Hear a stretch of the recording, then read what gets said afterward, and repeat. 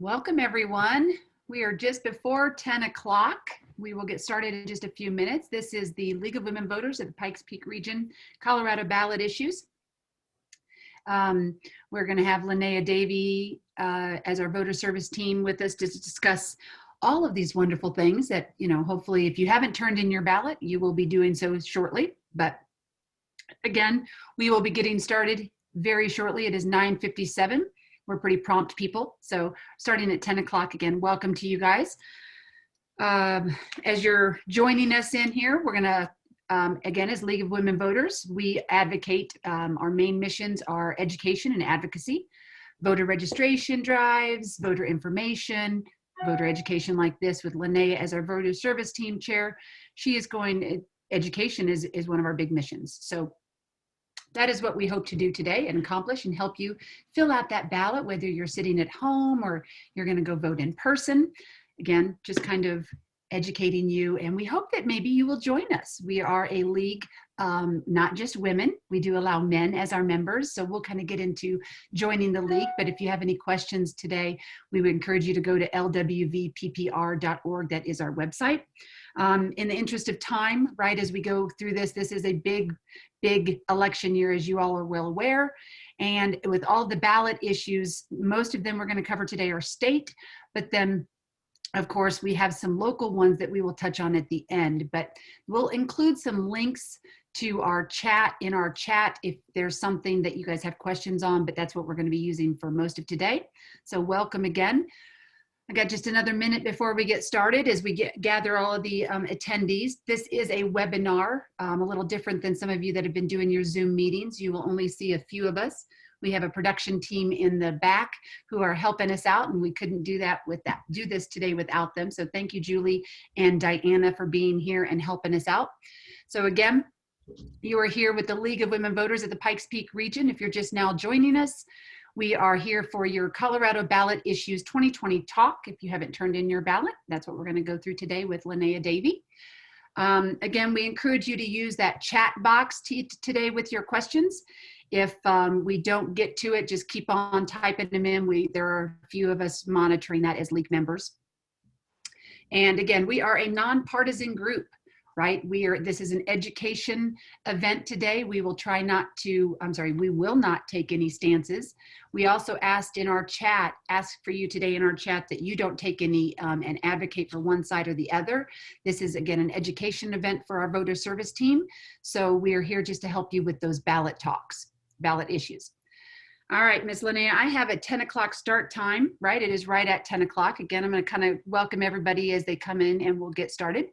We are going to use the chat box for our questions today. So my name is Shelley Roars. We thank you for being here today. I am your host. I am a League of Women Voter member of the Pikes Peak region. I'm the co-spokesperson.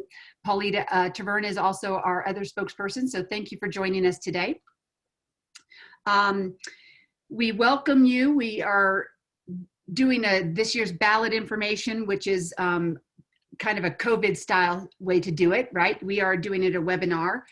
So we'll kind of get into the difference of that. But our two main missions for the League is education and advocacy.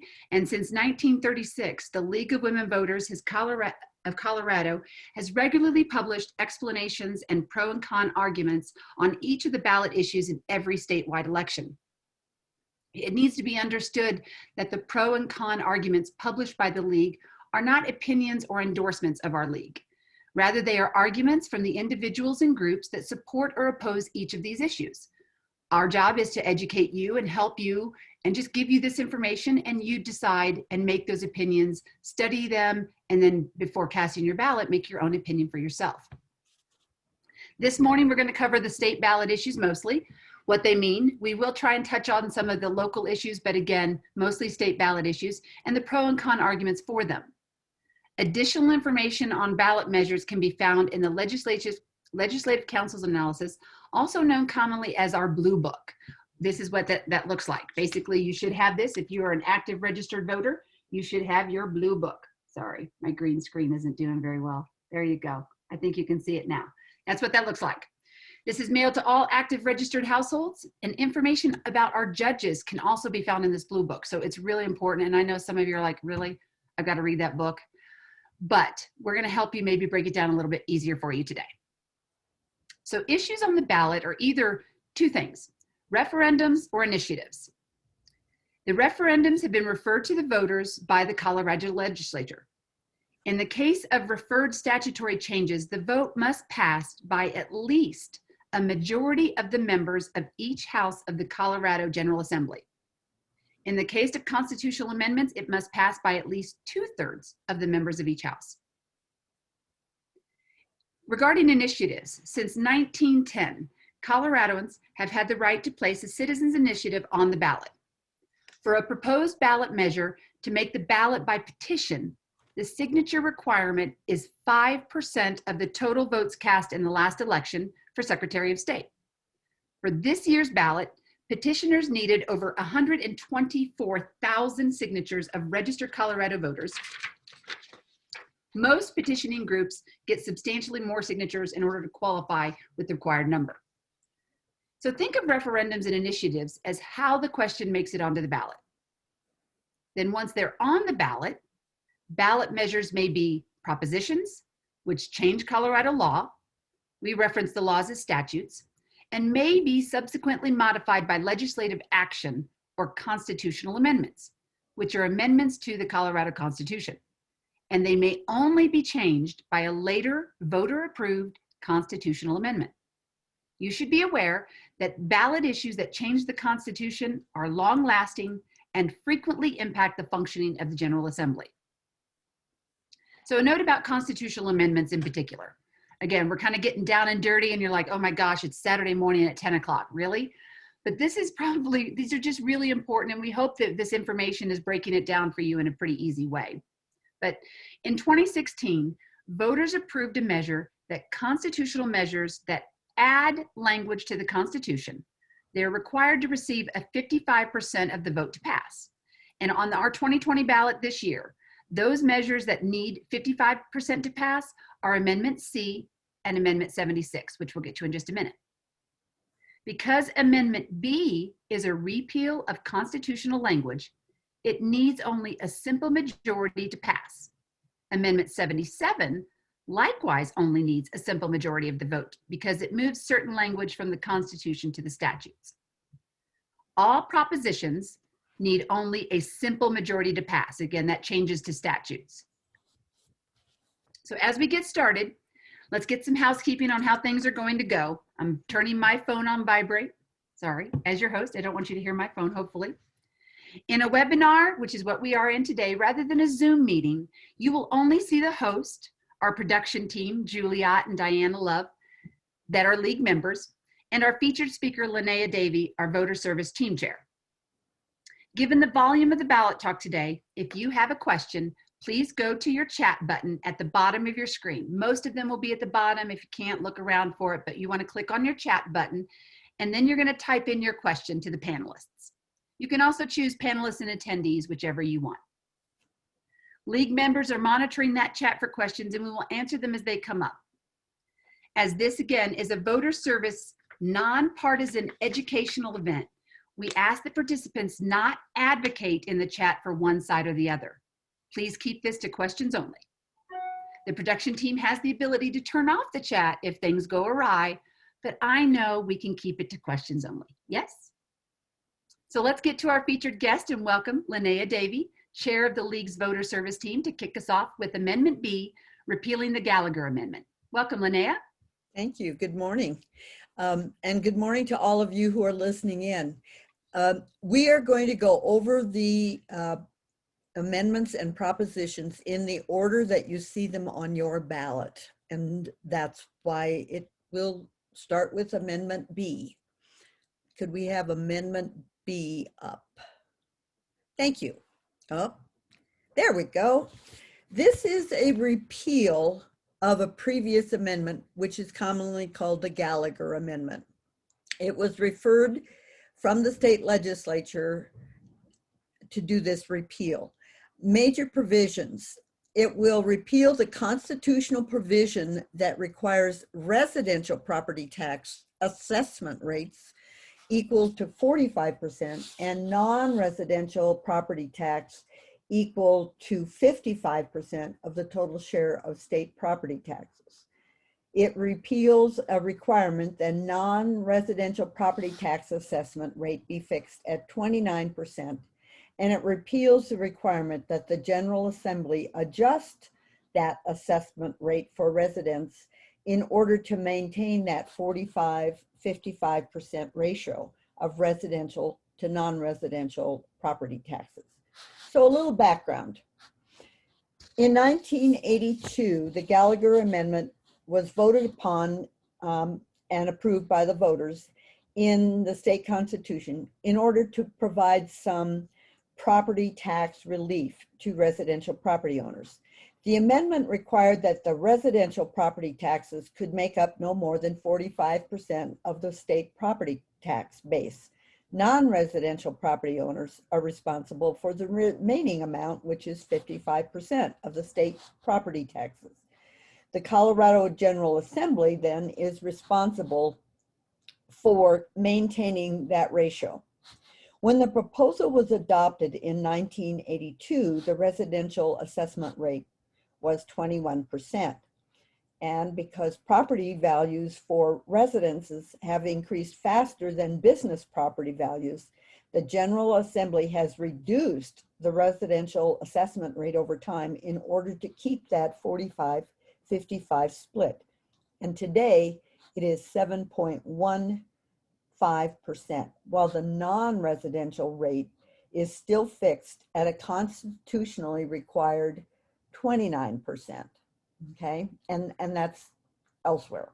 Okay, when the proposal was adopted, property taxes, let's see. If the Gallagher Amendment is not repealed, residential property tax assessment rates will be reduced again in 2021. Now, keep in mind that property taxes fund local public schools, fire and police departments, hospital districts, city and county governments, and other similar services. Property taxes are paid by homeowners and non-residential property owners like businesses, farmers, and oil and gas operators. Property taxes are paid by a property owner are dependent on three things.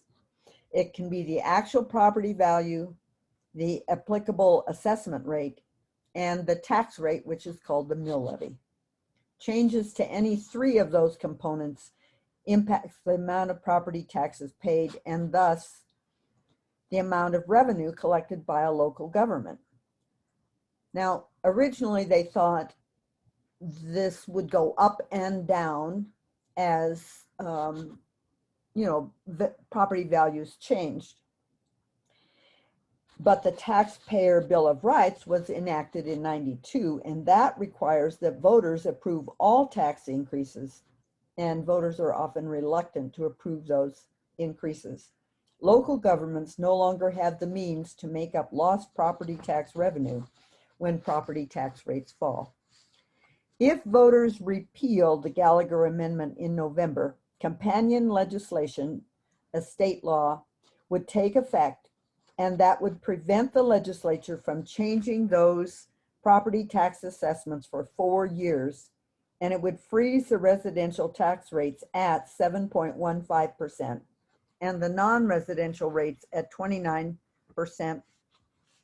This bill only takes effect if the voters statewide approve of the Gallagher Amendment. So a yes vote on this means you want to get rid or repeal the Gallagher Amendment. A no vote means you want to keep things the way they are, and the expected result is decreasing residential rate over time, which may result in automatic local mill levy increases in jurisdictions where they require that by law. Let's hear the pros and cons. Shelley?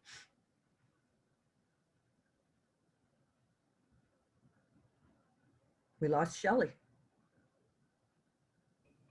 Sorry about that. Sorry. So those in favor of repealing the Gallagher Amendment, correct? If you're voting yes, they say the Gallagher Amendment is an arbitrary formula governing property tax assessment rates. It uses statewide averages of real estate values that ignore the difference between urban and rural Colorado. Eliminating the required 45-55 split between residential and non-residential properties allows Colorado to develop future property tax assessments that are more effective, reflective of current property values. The Gallagher Amendment is doing more harm than good. This proposal eliminates the Gallagher Amendment so we can maintain the funding we need for critical services, such as local schools, fire departments, hospitals, emergency and water services. And those opposed to this, who oppose repealing Gallagher and want to keep it, basically they say the cost of living for Coloradans continue to increase. Under the Gallagher Amendment, residential property taxes will drop to 5.88% in 2021, but repealing the amendment will result in the tax rate remaining 7.15%, which is a higher rate for homeowners. Repealing Gallagher also leaves the door open for the legislature to increase property rates in the future in order to increase revenue. So those are your pros and your cons. Those are, if you vote yes, means repealing the section of the Colorado Constitution that set a fixed statewide ratio for residential and non-residential property tax revenue. If you vote no on Amendment B, this leaves constitutional provisions that are related to property taxes in place and maintains our current requirements for setting assessments used to calculate property taxes.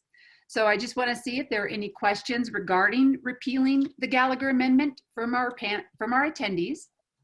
If we don't have any other comments or questions, this is a big one, right? It's been around for a little bit. So we kind of want to give you guys just a moment. If you do have any questions on repealing Gallagher Amendment, Amendment B. Thank you, Linnea, for all that good information on that one. That one's kind of a hard one for me to understand. So being new to the area, I am definitely weighing that one. So, all right.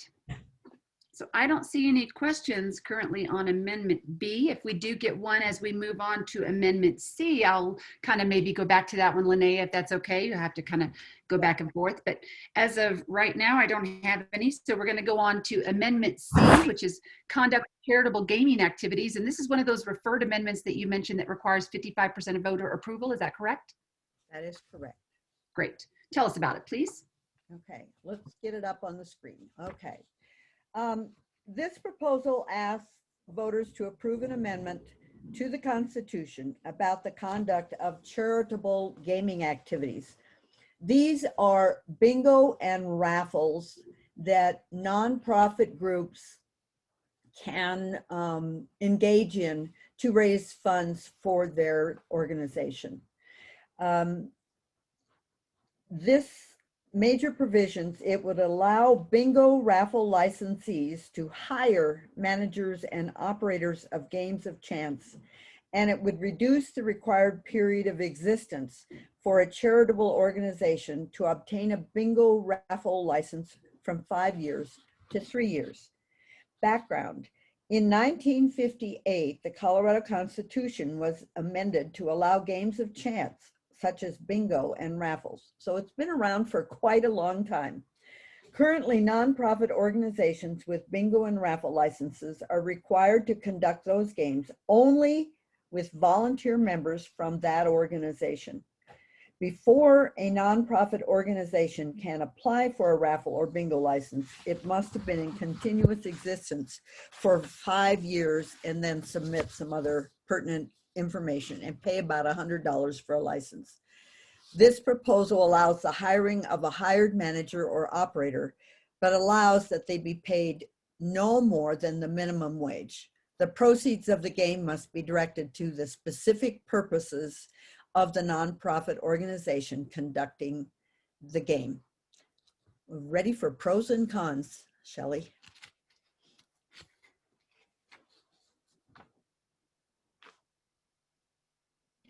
Shelley, please unmute. I'll tell you, it's going to be a great day. Thank you. So, sorry, those in favor of Amendment C, conduct of charitable gaming, say this allows more opportunities for nonprofits to consider running bingo raffles as a revenue stream. It also allows compensation for volunteers, which in turn would help with the recruitment and retention of the people that work the game to support the nonprofit. And those against this Amendment C say paying workers takes away funds from the charitable organization due to overhead costs and reduces the amount of money a charitable organization can spend for its primary purpose. And removing the requirement that volunteers conduct the games, it more closely resembles for-profit gambling rather than charitable fundraising. So those are those in favor and those against.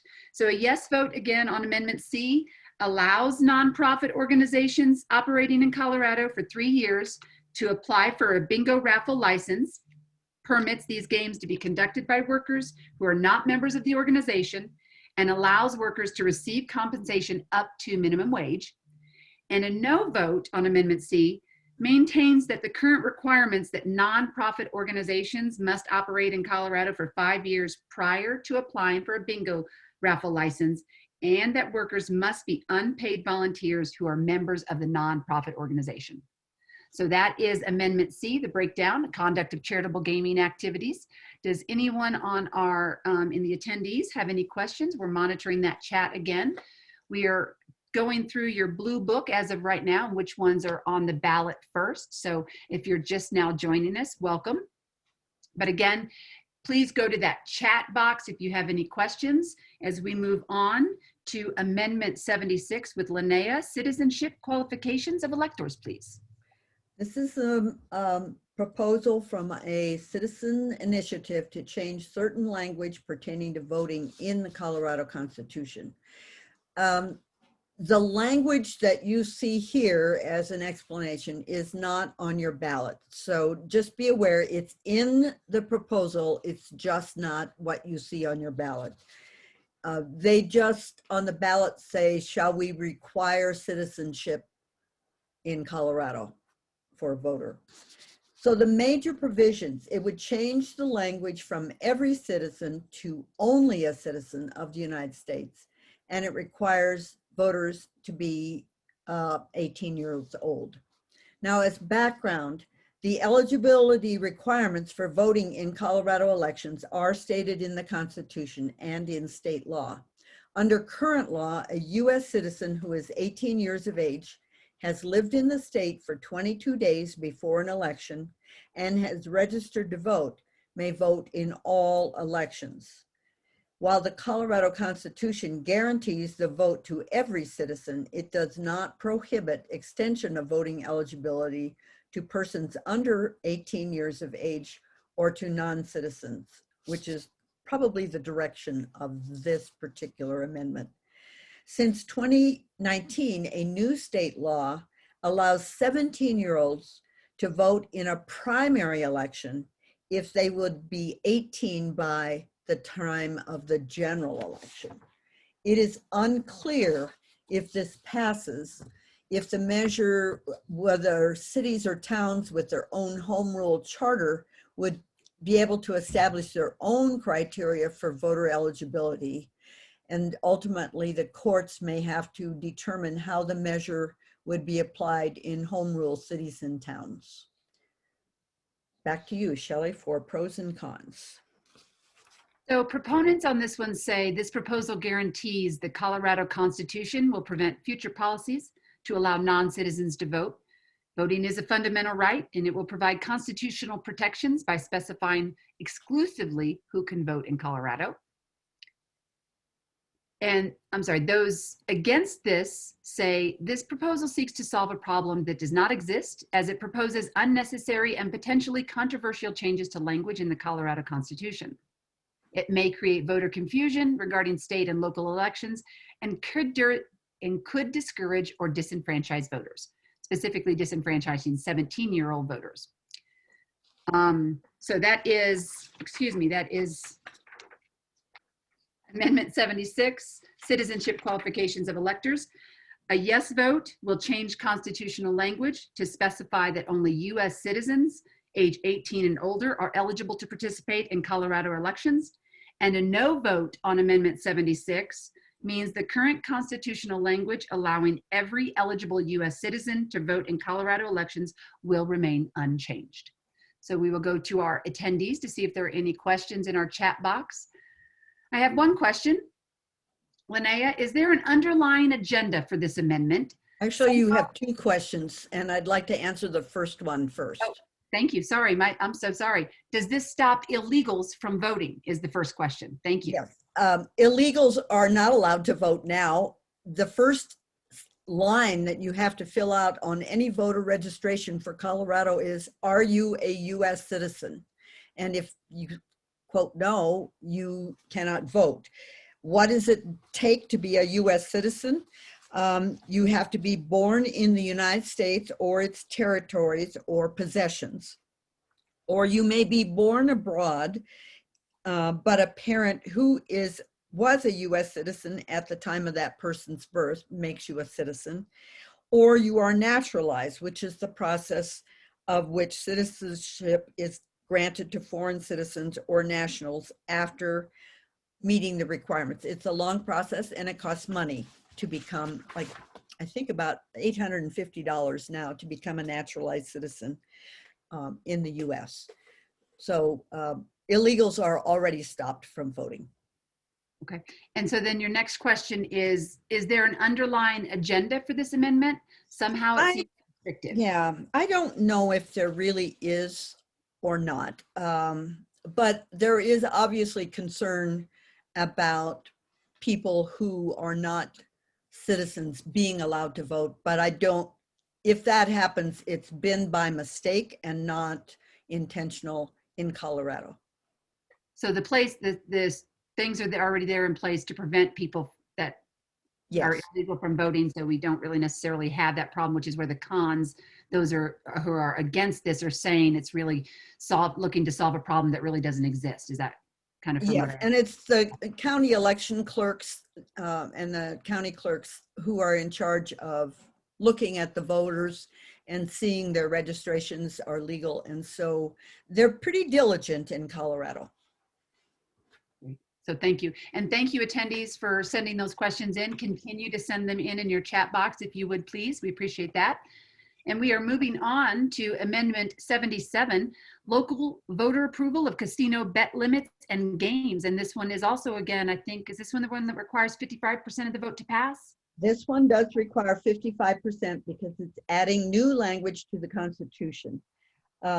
This is a change to both the Colorado Constitution and to the revised statutes for Colorado concerning voter-approved changes to limit gaming in our three cities of Central City, Black Hawk, and Cripple Creek. It was initiated by the citizens through the, by petitions. The major provisions: it amends the Constitution to provide for local election in the towns of Central City, Black Hawk, and Cripple Creek to revise the limits that apply to gaming. And it authorized voters in those cities to increase the amount of a single bet limit above $100 and to approve additional casino games. And then it amends the state law regarding casino tax revenue to allow more flexibility in the community college programs. If this measure passes, casino bet limits and restrictions on the types of casino games will be removed from the Constitution and placed in statutes. The Colorado Gaming Commission will write the rules for any new games, and casinos may begin the new games and the new bet limits May 1st of 2021. Now, as a background, gaming was first allowed in 1990, slot machines and card games of blackjack and poker.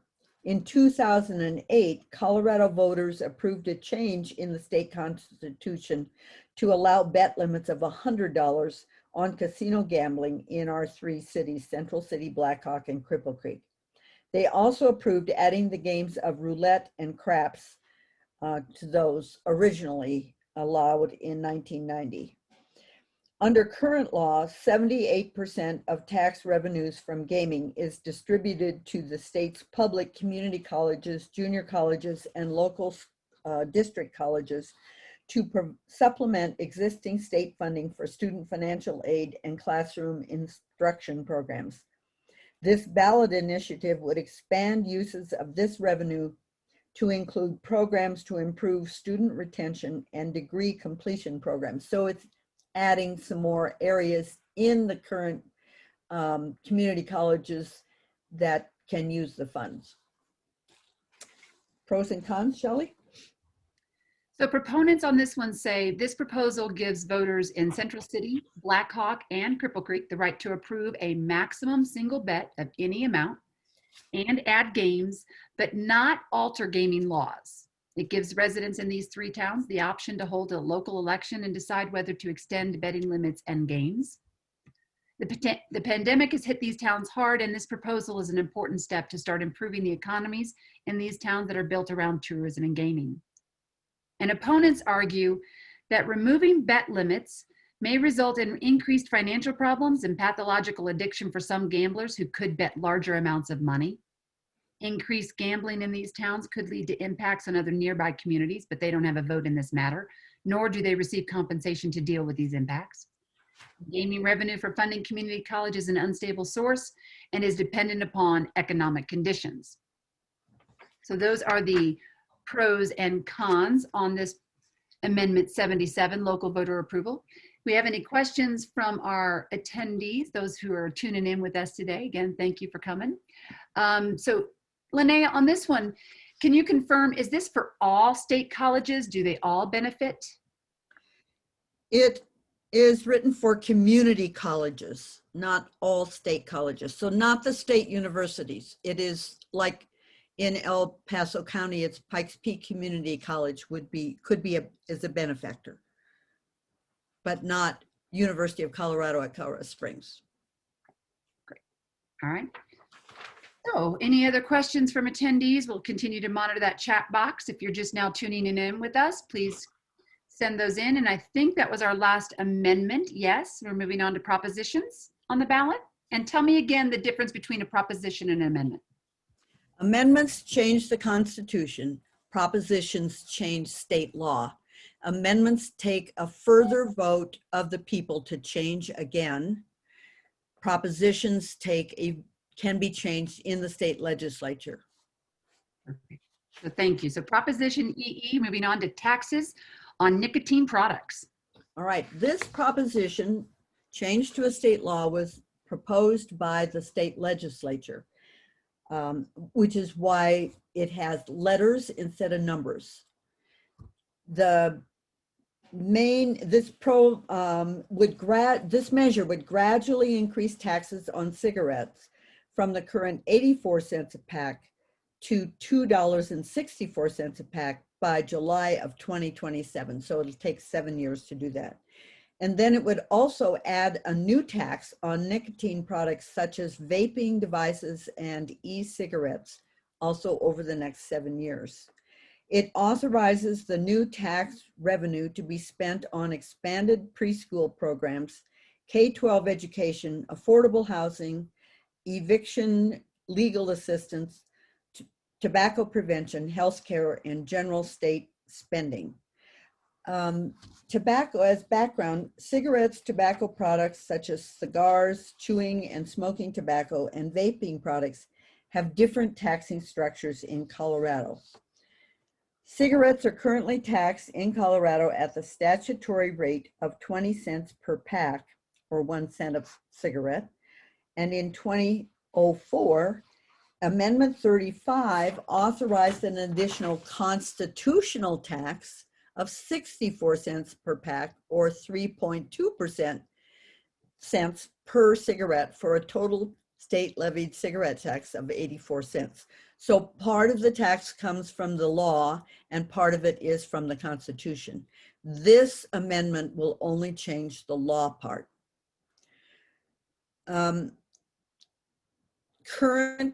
Colorado currently taxes tobacco products, cigars, and tobacco designed to be chewed or smoked in a pipe at a statutory rate of 20% of the manufacturer's list price and a constitutional rate of 20% of the manufacturer's list price, for a total rate of 40% of the manufacturer's list price. This would incrementally raise the statutory tax rate to 42% by July of 2027 for new total tobacco products tax rate of 62% of the manufactured list price. So it'd be the 20% plus 42% equals 62%. Okay. While nicotine products such as e-cigarettes are currently not taxed in Colorado, this ballot measure would create a tax on nicotine products that would match other tobacco products tax rates. The rate would start at 30% of the manufactured list price in 2021 and gradually increase to that 62% of the manufacturer's list price in 2027. During the first 3 years after passage, funding would be directed to the general fund and primarily used for K-12 education, rural schools, affordable housing, and eviction legal assistance. Then after those first 3 years, the revenue would be dedicated to health and education programs, including expanded preschool programs, which would receive the primary funding, tobacco education, healthcare, and general state spending. The new revenue would be used to offer at least 10 hours per week of free preschool to every child in their final year before kindergarten, beginning in 2023-24 school year. So it's comes in over 7 years, and during that 7-year period, it funds primarily different parts. The preschool comes in after 3 years, the K-12 education, affordable housing, eviction, legal assistance comes in at the beginning, and the tobacco prevention, healthcare, and general state spending are a small amount of the total. Ready for pros and cons? So those in favor, they say the proposed cigarette, tobacco, and nicotine vaping taxes should reduce consumption of highly addictive and harmful products that cause cancer, heart, and lung disease. Colorado has one of the lowest taxes on tobacco and no tax on vaping products, while also having one of the nation's highest rates of nicotine vaping among youth. This measure would fund an innovative first in the nation approach to preschool, providing access for up to 10 hours a week of preschool at no cost during the last year before kindergarten would help working families. High quality preschool improves educational, health, and economic outcomes later in life. And those against this say that many smokers use vaping products as a way to quit using traditional cigarettes. Taxes on vaping products discourage smokers from quitting, and youth vaping should be addressed through enforcement of existing age restrictions and additional education and prevention. These are regressive taxes that disproportionately harm low-income users of cigarette, tobacco, and nicotine products. Because these products are addictive, users may continue to purchase them even after a tax increase. So a yes vote on Proposition EE increases taxes on cigarettes and other tobacco products and creates a new tax on nicotine products, including vaping products. The new tax revenue will be spent on education, housing, tobacco prevention, healthcare, and preschool. A no vote on Proposition EE means taxes on cigarettes and other tobacco products will stay the same, and there will be no new taxes on nicotine or vaping products. So I'm going to ask, I think we do have a question from our attendees, so I'll wait on mine. And Diana, or Linnea, you may not know this, our production team is also kind of looking for it, but for people trying to quit smoking that use nicotine gum, would nicotine gum be taxed at the same increased rate, do you know? I do not know for sure. I've been looking at the Blue Book since I saw the question, and all it says is nicotine products, including vaping. It doesn't spell out the rest of them, so it very well may be, but I do not know for sure. All right, so we're going to put that one on one of those research questions for the league, and we will post again for things that we don't know. We will post on our league website at LWVPPR.org a link to this recording for ballot issues, as well as some other information, hopefully to post to answer that question, whether nicotine gum will be taxed at that rate as well. So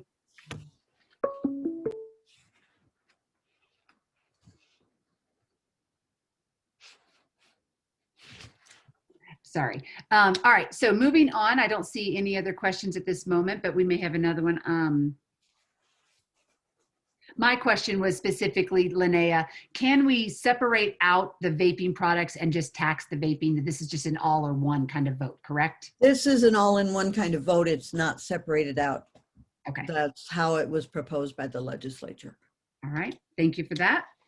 All right, so I am going to be moving on, I think, yes?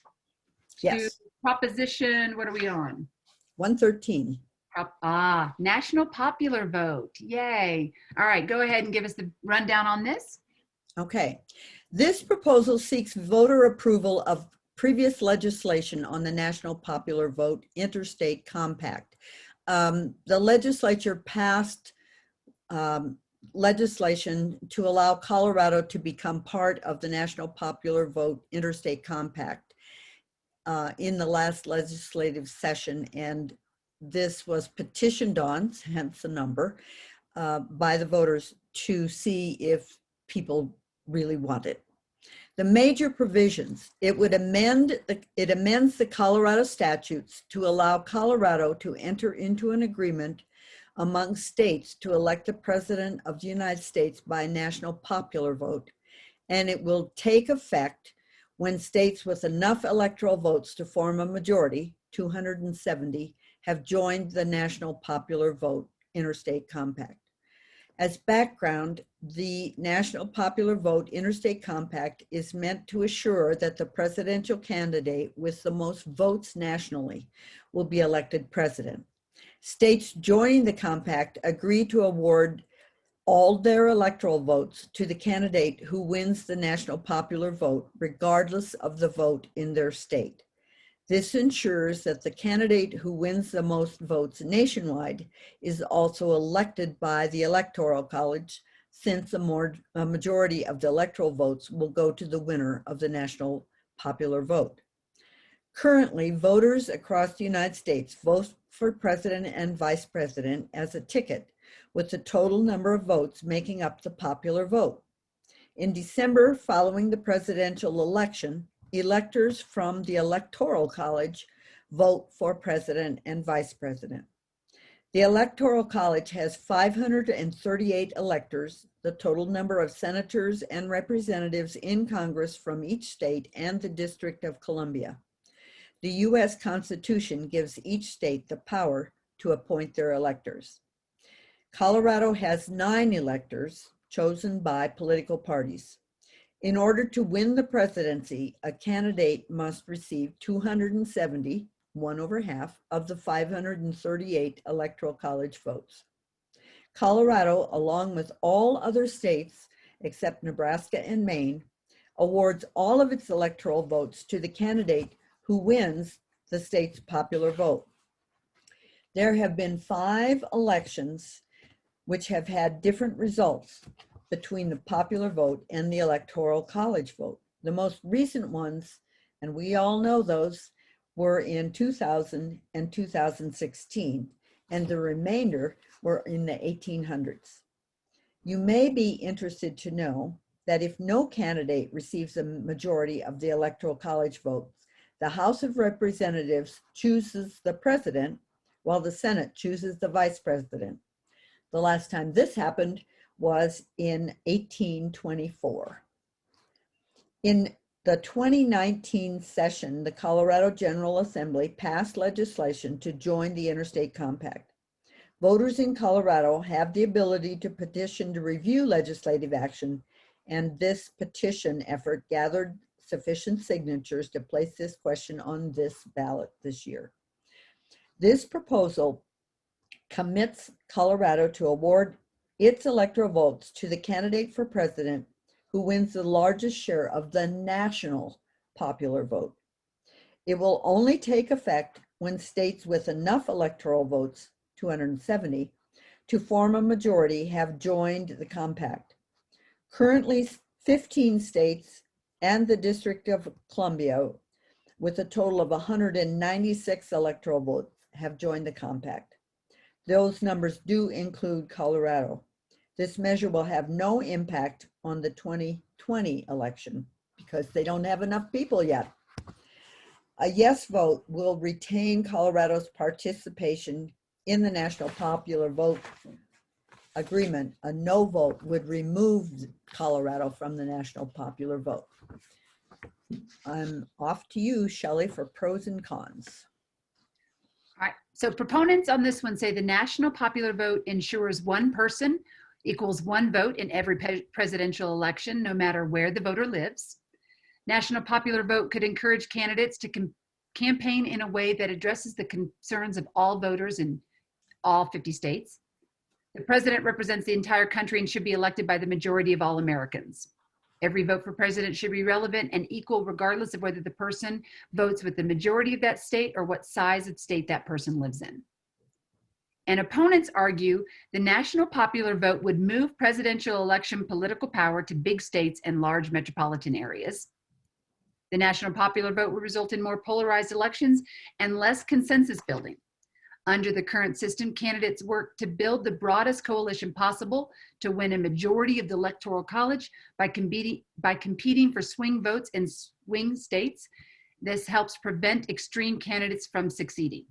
This proposal would motivate candidates to energize turnouts in areas where they are strongest by making extreme promises. All right, so I've got a couple questions on this one from our attendees, Linnea. We'll get to those real quick. One is, I believe this would preclude a proportional distribution of electoral votes. Is that correct? Well, if the compact passes and they get 270 electoral votes, that's how it would be. Proportional electoral college votes are only allowed in Nebraska and Maine. Colorado directs that all of its electoral college votes will go to whoever is the winner in Colorado, whether it's the same as the national or not. Does that answer the question? Well, we'll ask the attendee, Dr. Henderson, and see if she posts another chat. I'm hoping it does. I think it did. Her follow-up response to that question is, wouldn't following Nebraska be a better idea? Well, that Again, would be up to the voters of Colorado, and that is not part of this proposition. That would take a separate change. Specifically, yes, ma'am. Gotcha. Okay. I think I understand that. I'm hoping that Dr. Henderson does as well. But all right, so another question on this one. Shouldn't this be a U.S. constitutional change and not be made by individual states? It is correct that this seems to be evading the Constitution and the Electoral College.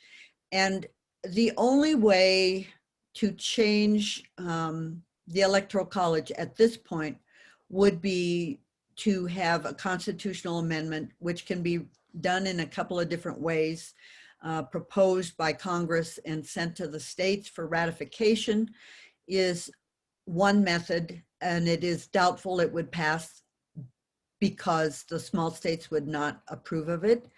And the other way is to hold a constitutional convention, which then opens up the entire Constitution for change, and many people are reluctant to do that.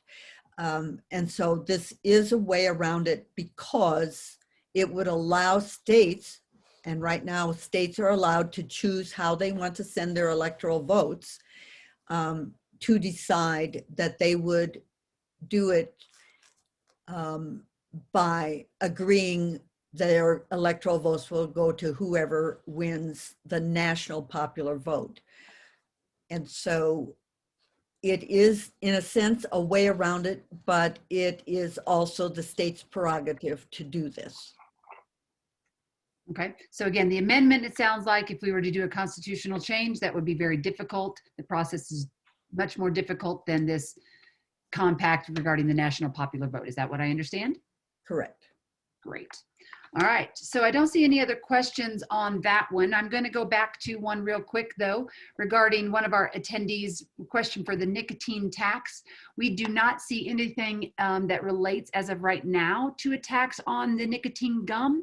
If that changes, we will let you know. But as of right now, our production team, Diana and Julie, thank you so much, Diana, for checking on that for us, does not see anything on the tax for gum at this point. Okay. So moving on to Proposition 114, which is the reintroduction and management of gray wolves in Colorado. Linnea, go ahead and break it down for us. Okay.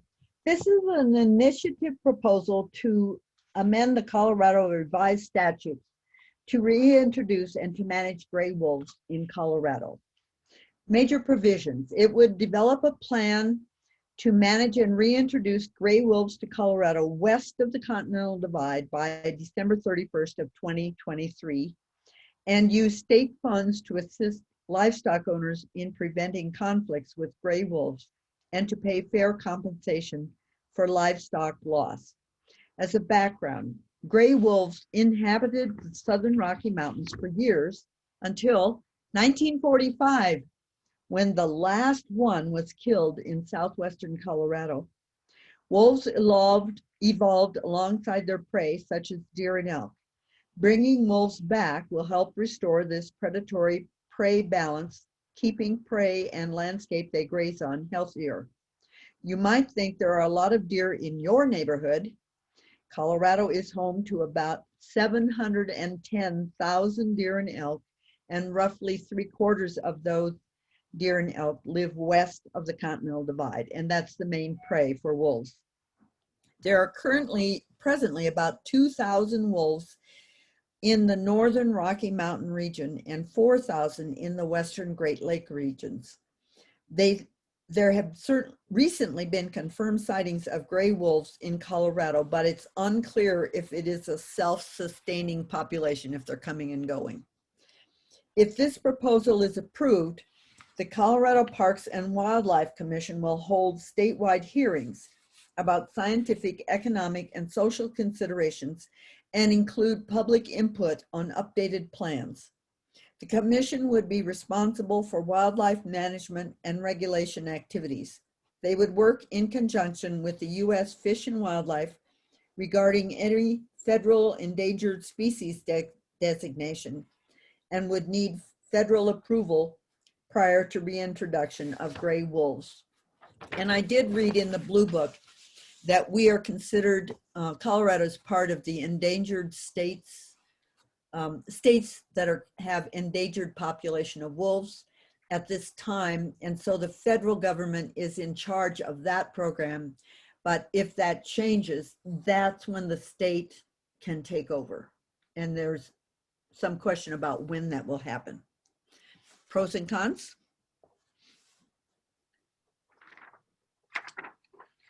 Yes, ma'am. So those in favor say this measure plans a reason. I'm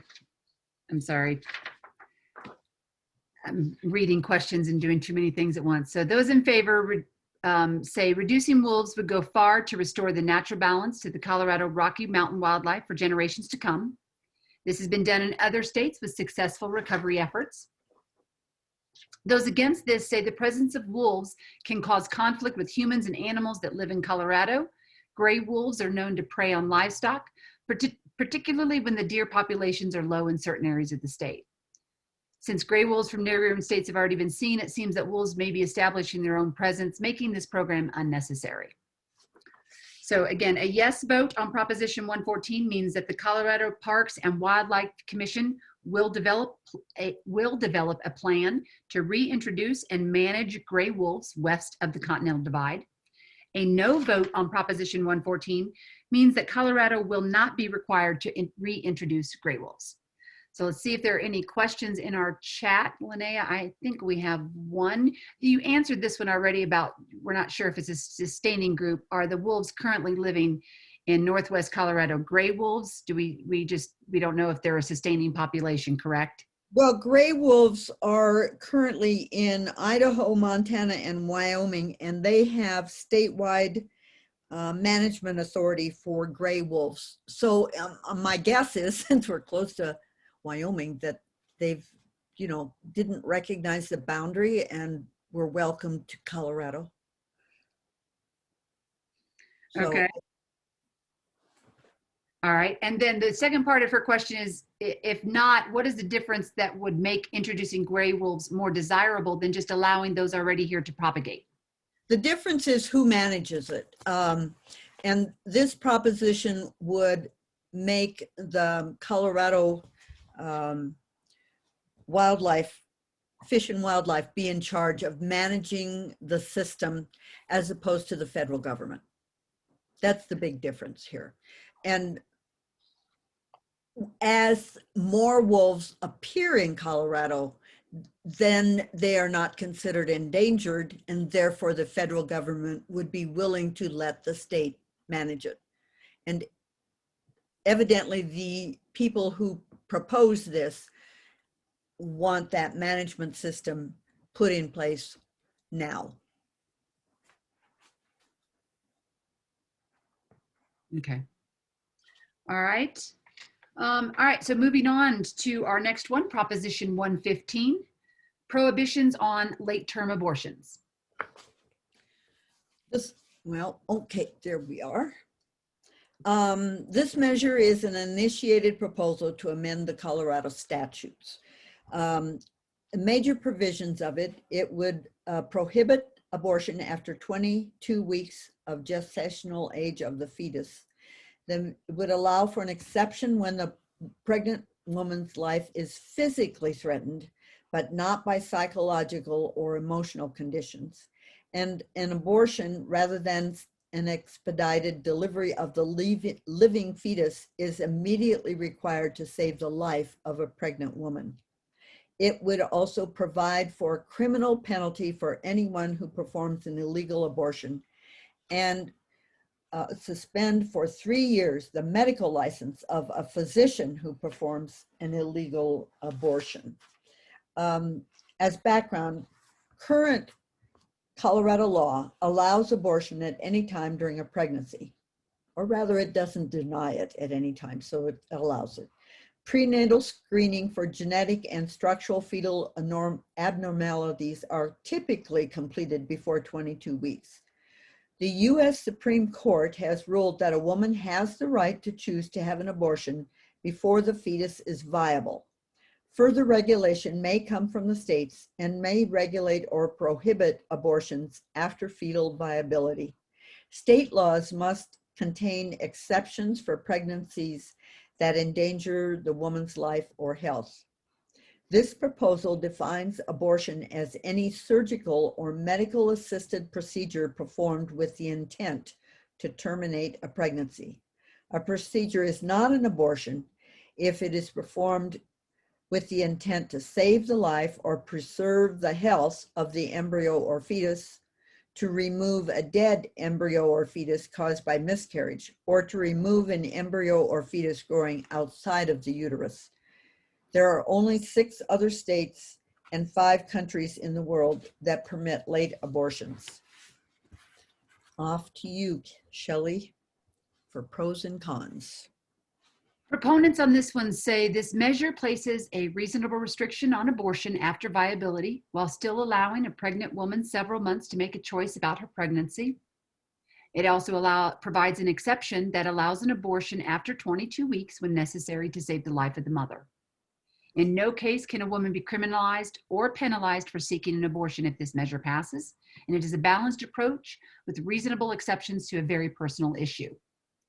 Opponents of Proposition 115 argue this one-size-fits-all measure would hurt real people going through unimaginably complicated personal situations.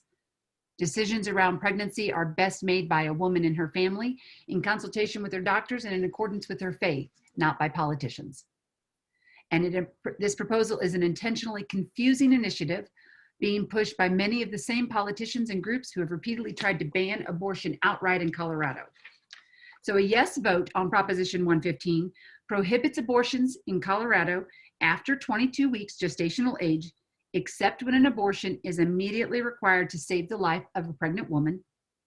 And a no vote on Proposition 115 means that abortion in Colorado continues to be legal at any time during the pregnancy. So questions in our chat, Linnea.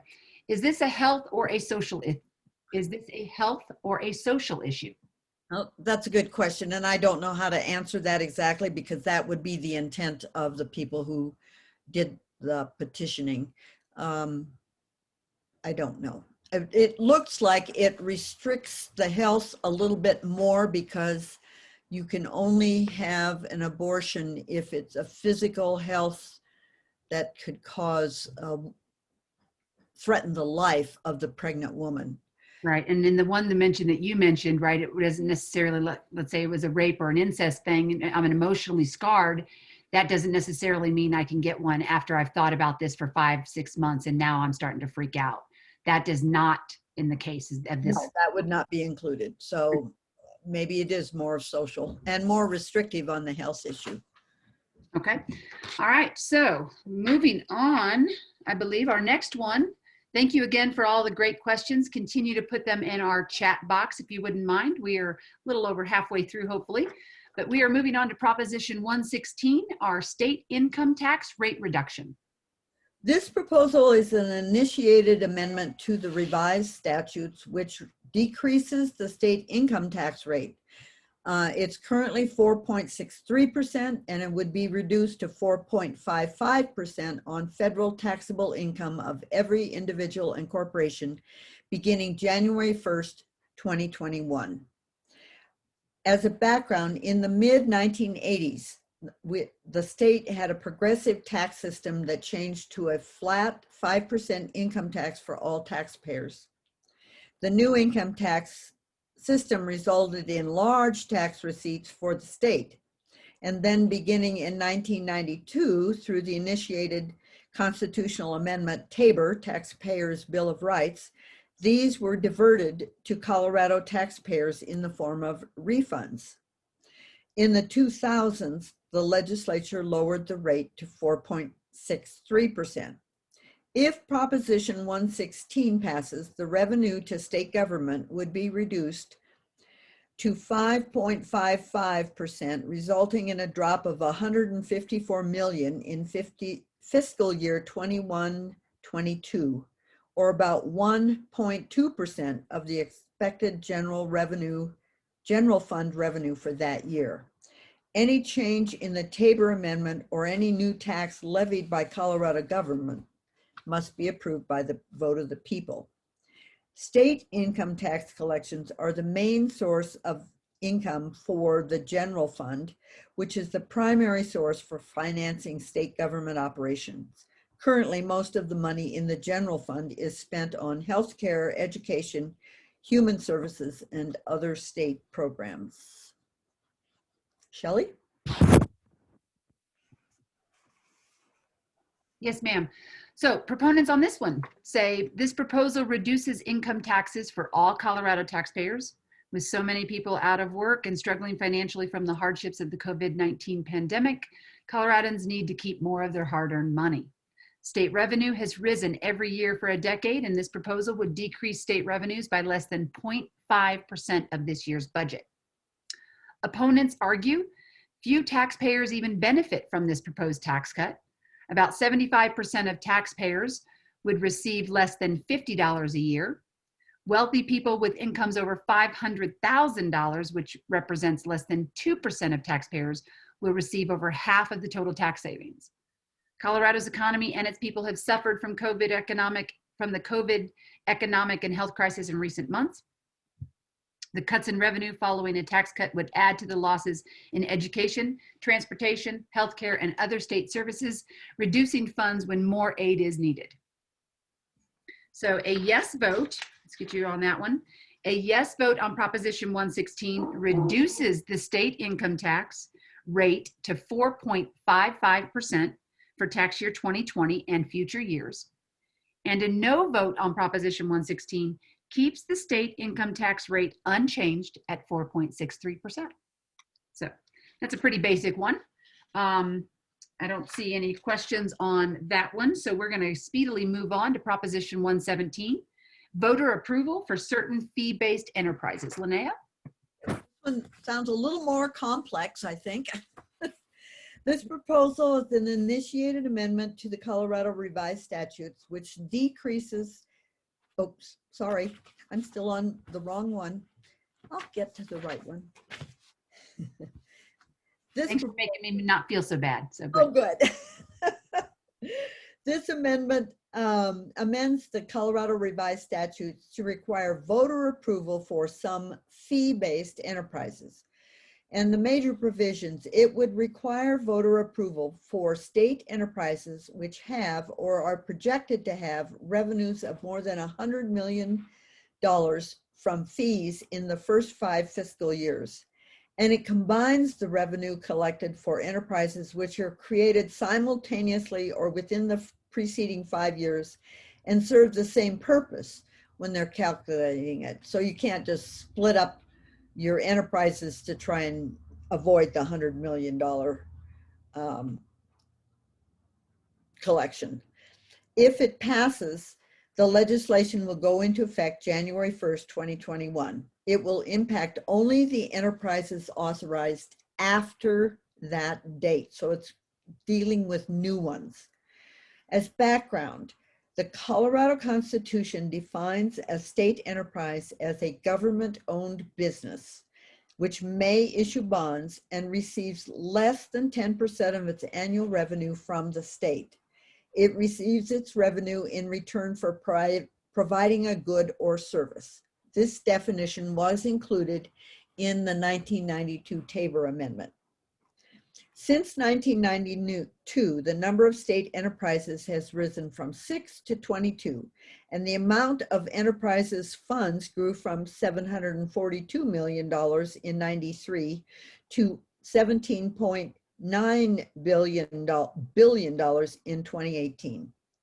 The enterprises range from Division of Wildlife, which was established in 1992, the higher education system of colleges and universities in the state, the Colorado Lottery, the Front Range Waste Diversion Enterprises, which started in 2019.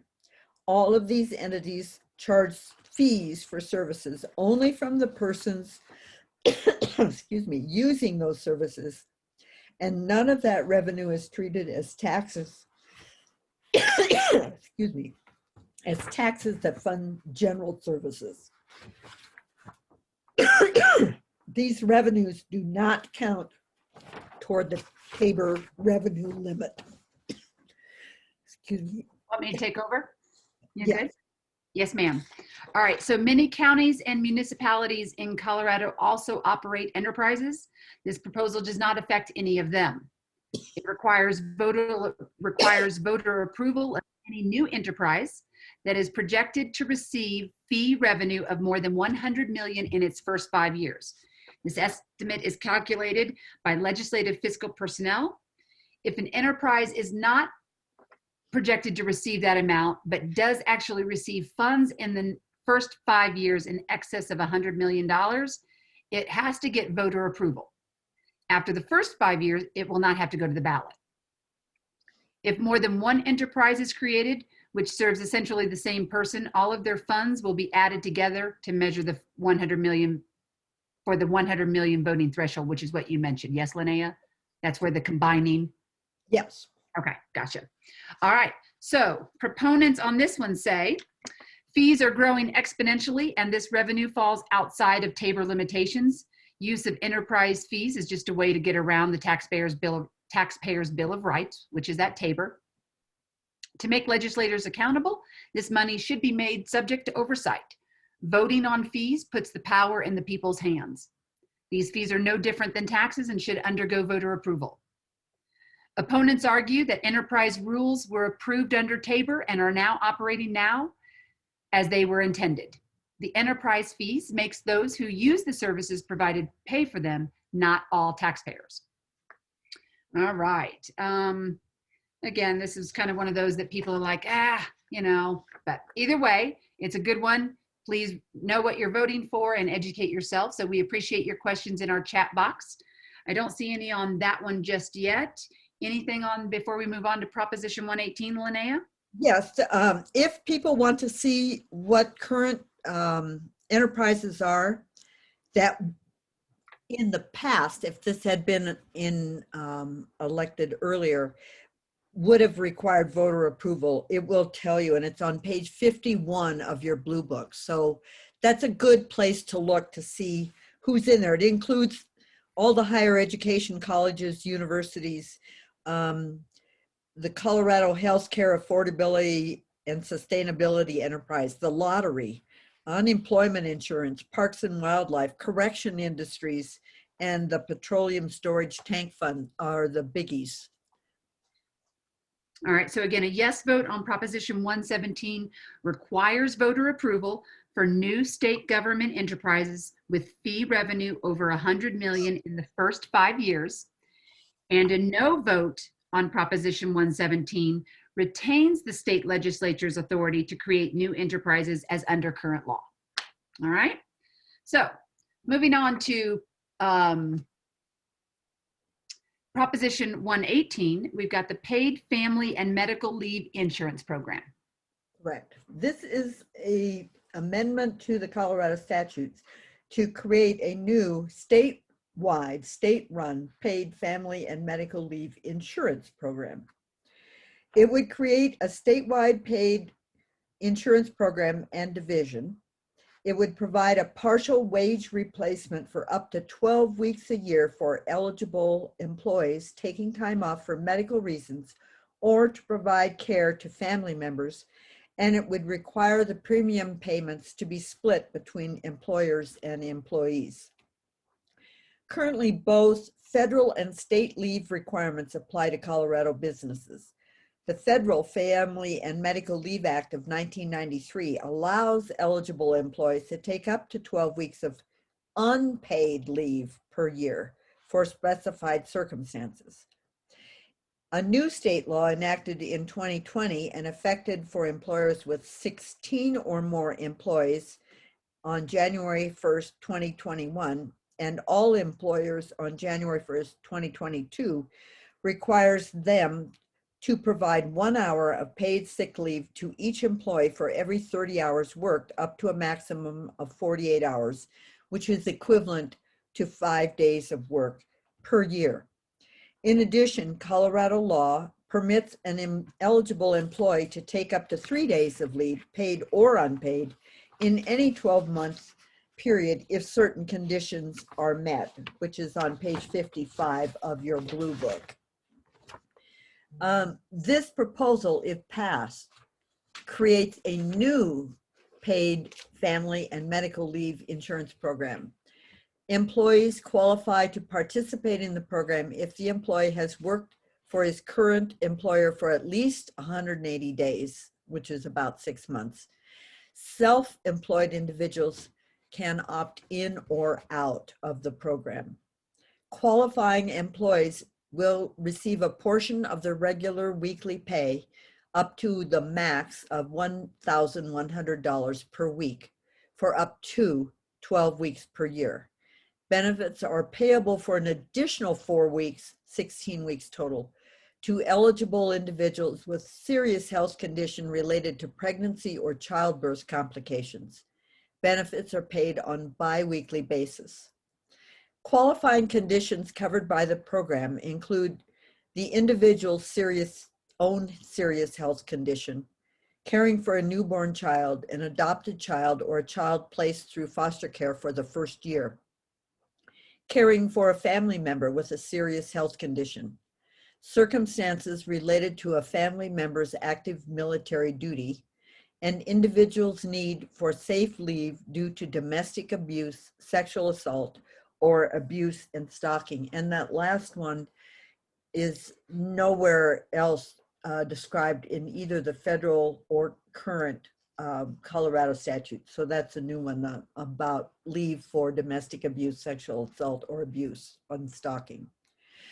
Premiums are collected through payroll deductions, and the employer is required to remit the employer and employee contributions to the Family and Medical Leave Insurance Division within the Colorado Department of Labor and Employment. Employer and employee premium payments will begin on January 1st, 2023, and the premiums are evenly split between the employer and the employee.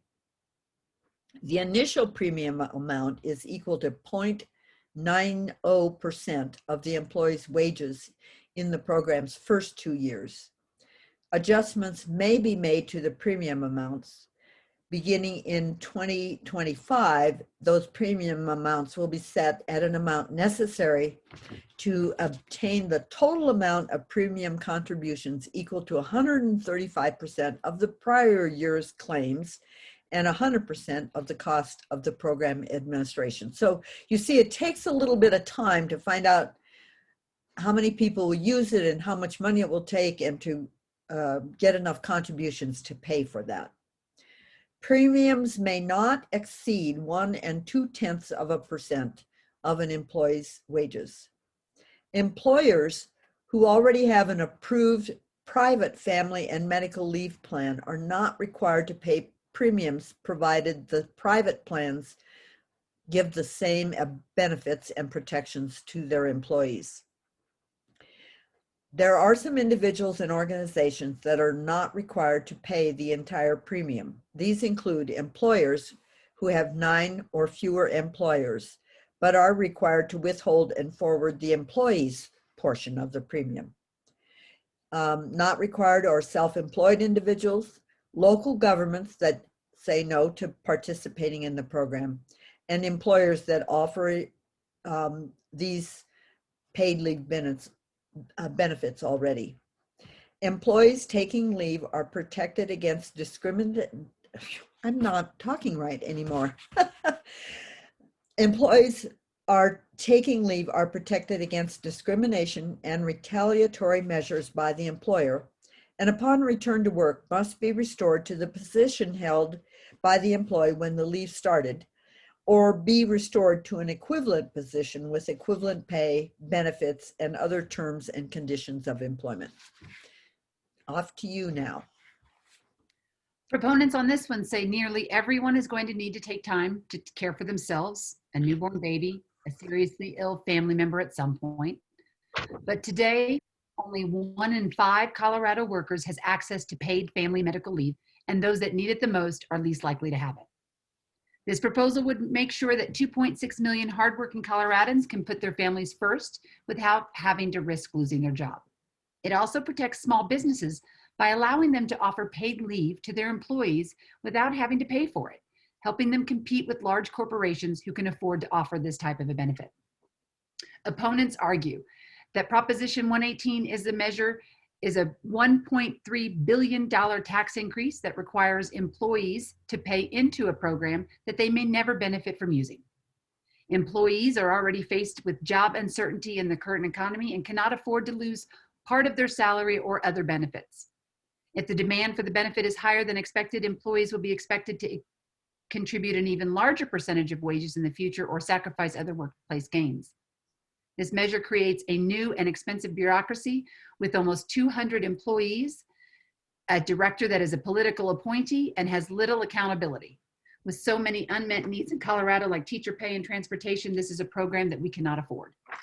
So a yes vote on Proposition 118 means the state will create an insurance program to provide paid family and medical leave benefits to eligible employees in Colorado, funded by premiums paid by employers and employees.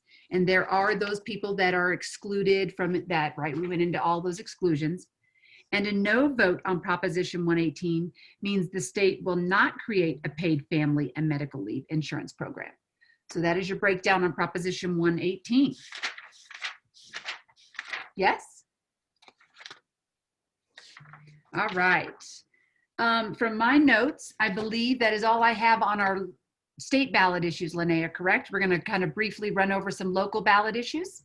Yes, and for people who are not in the Pikes Peak region, you may or may not want to stay on. I find it interesting to see what the local governments are proposing. Vote 411 is a League of Women Voters website that you may go to find out information about the ballot issues and also candidates that are up for office. And you're welcome to go to that. And I think that Vote 411 is awesome because you just specifically choose where you're at, and it is very fine-tuned to where I am at. So that, it's really cool. Your ballot will be different than mine. True. So from a local, we do have some resources. I think we're going to come back to that one, but from a local ballot issue perspective, I think the first one we want to discuss is the City of Colorado Springs issue 2A, amending the city charter. Is that correct? Yeah, once we get there. All right. This was put on by the City Council, and it would amend the city charter to allow the city to retain and spend up to $1,900,000 above the 2019 spending limits, with excess revenues to be spent on public safety, rather than having to return it to the voters. And it would allow future growth to be based on the year 2019. Revenue is down in 2020, and in order to follow the laws of Tabor, if we had the spending limit based on 2020, it would take, well, the last times that this has happened, it's taken up to 5 years to recover to the level that it was in the year before the downturn. So this would allow the city to basically de-Tabor or not refund excess revenues from what was projected in 2020. Okay, so on these, Linnea, just so everyone knows, we are not in the Blue Book anymore. We are now in this awesome little thing, right? If you can see that. El Paso County. Yes, however, some ballot issues are not in there. Because they don't. Because that El Paso County flyer that came out about the ballot issues is only for Tabor related ballot issues. Right, and 2A is one of those. And 2A is one of those. So, I'm sorry, go ahead. We also have two competing ballot issues regarding Parklands and what happens to them if they want to be sold, traded, given away in any form. 2B was proposed by a coalition group, and it would amend the city charter. It would allow, in the language that you have on your ballot, it says the conveyance of city-owned parkland. And that means it can be either sold or traded, or sometimes people have donated land to the park. It's permitted, but that will take, first of all, a referral by a supermajority of the council members, 7 out of the 9 council members, who then refer it to a vote of the people, and that sale must be approved by a majority of voters at a general or a special election. For the city of Colorado Springs, this would be similar this year to a special election for them, because their general elections are in April, but because it's on the ballot at another general election, it is not as costly. Okay. Amendment C was proposed by the City Council as another alternative of a way to convey parklands, and this one would be permitted by approval of a supermajority of city council members, and that would be it. No vote of the people here. Okay. Both measures, because they are similar languages. In fact, when I really wanted to talk about this, because when I looked at my ballot, I found it very confusing. And if you look very closely in about the 3rd or 4th line down on Amendment 2B, it will have the language "and vote of the electorate." If you look at 2C, you will not see those words there. Okay. It does say something about votes by a majority. Well, there are some parklands that were either donated to the city, like the Palmer deeded parklands, and those that have been purchased by the organization TOPS that already have protection for those parks built into their proposal. This is for the other parks that are not included. All right, we've only got just about 10 minutes left, Linnea, so just If FYI. both of these are approved by the voters, the one with the most yes votes will become effective. So I suggest to voters that they choose either the one 2B to be Parkland sold by the voters, or 2C by the supermajority of the council, and vote no on the opposite one. Thank you. The next one are some other school district 11, which is Colorado Springs area, will allow the school district to collect, retain, and spend all its revenues, including grants and other revenues that come to it, and it will no longer have to refund excess revenues to the voters. Next. Some other issues you may see: Palmer Lake is asking to publish its legal notices on its website rather than in a newspaper.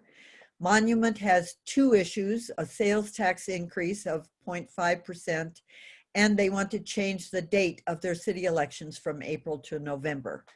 Other issues. Next. Miami Yoder School District is wanting to allow its elected school directors to serve unlimited terms. The two fire districts are asking for monies. Donald Westcott District wants to adjust their mill levies in case the Gallagher Amendment B is approved. And Calhan Fire Protection District is asking for mill levy to add fire people and equipment. And Teller County has a fire protection district that is asking to set tax rates so it can keep its current staffing and service level. And notice Cripple Creek is trying to pass a law that would expand the gaming types and bet limits, which would go into effect if the gaming amendment to the Constitution is approved. And that's the local issues that we have in our region. That's a lot going on.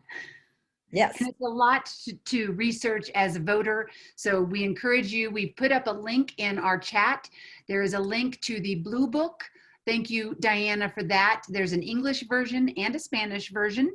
So if you need either one of those, that will get you there. But this basically wraps up our conversation and our 2020 ballot presentation, COVID style. We thank you for being with us today and taking the time to research these issues. We know it's kind of a dry topic, and there's a lot going on. So we do appreciate that. And we thank you, Linnea, for helping break it all down. We're going to kind of go over some resources real quick with regards to some important dates. So you have those in front of you. Thanks, Julie, for getting those up. Basically some resources that we want you to give you first. Number one is, if you want to check your voter registration or go to check your information, go to govotecolorado.gov. Linnea mentioned that vote411.org. That is the league's portal for candidate information issues. You literally just put in your location and it brings you up. Know your judge. You might not know about this one, but also on your ballot is a lot of judges. So if you don't get your information from that Blue Book or another place, go to knowyourjudge.com and get some more information, because it's a really good source. And then, of course, our local El Paso County Clerk and Recorder, epcvotes.com. Another wealth of information. They give you, if you haven't registered to vote, what you need to register, where you can, gives you a lot more information there. Also gives you a list of El Paso County voter service and polling centers and those drop box locations. I was literally at the Citadel Mall, and there is a voter service center right there in the mall that starts opening up on Monday. So go to epcvotes.com for more of that information. Some important reminders. Every registered voter will receive a ballot in the mail. You do not need to request this. It will automatically come. For those who still need to register for the first time, you can register for up to 8 days prior to the election. You can go to govotecolorado.gov. If you do any time after that, including election day, you need to go to the county clerk's office or a voter service center in your county to register. But Colorado, you can register to vote the day of election day. So we encourage you to do that. Again, just kind of different. You can't go to govotecolorado.gov. Just go to your county clerk or a voter service center in your county. Specifically, those are your voter qualifications. Again, this is on your EPC votes, Go Vote Colorado, but be a citizen of the United States, be a resident of Colorado, all that kind of good stuff. Again, I encourage you to go there. We kind of want to make sure, one misconception here on this one, we want to, voter suppression is one of those things that we try to educate people of. If you are not serving a sentence for a felony, and you're a parolee, you are eligible to vote in the state of Colorado. So please go and register to vote. Don't think that just because somebody in South Carolina says, oh, you're, serving your, you're a parolee for a felony, you can't vote. That is not true in Colorado. So please go and register to vote. Voter service and polling centers will be available in every counter in the state. Sorry. Ballots were mailed beginning October 9th, so I know I've already received mine. If you haven't received yours, you can return your ballot by mail. They do ask that you mail it by October 26th. You can put it in a drop box, one of the voter service and polling centers, any of those places you can and drop it off. But all ballots must be received by Tuesday, November 3rd at 7 p.m. If you put it in the mail on November 2nd, they're not going to receive it by November 3rd at 7 p.m. So it is please drop it off after October 26th. Okay. So I just wanted to let you know that as of yesterday, 436,000 ballots have been received in Colorado compared to the last presidential election. At this time, it was about 12,000 ballots received. Wow, that's impressive. Isn't that impressive? Hooray for all of you voters. That is exactly. Hooray. And thank you for being here, voters, as well. But again, remember, all your ballots are due by Tuesday, November 3rd at 7 p.m. Go to one of those wonderful links. If you are interested, again, we are the League of Women Voters of the Pikes Peak region. We are here for education and advocacy for voters. If you're interested in becoming a member of our league, and remember, it's not just women, we do have men members. We encourage you to go and visit our website at LWVPPR.org. You can call us at 719-447-9400. And our wonderful production team, again, thank you. They put that website up. LWVPPR.org is our website. Call us at 447-9400, or you can email us at lwvppr@gmail.com. Thank you again for being here today. Thank you for taking the time. Thank you, Linnea, Julie, and Diana, and the League of Women Voters at the Pikes Peak region. And thank you for voting. See you next time. Thanks, everybody. You did great. Whoop, whoop. Yay for us. I hope I got that on the recording.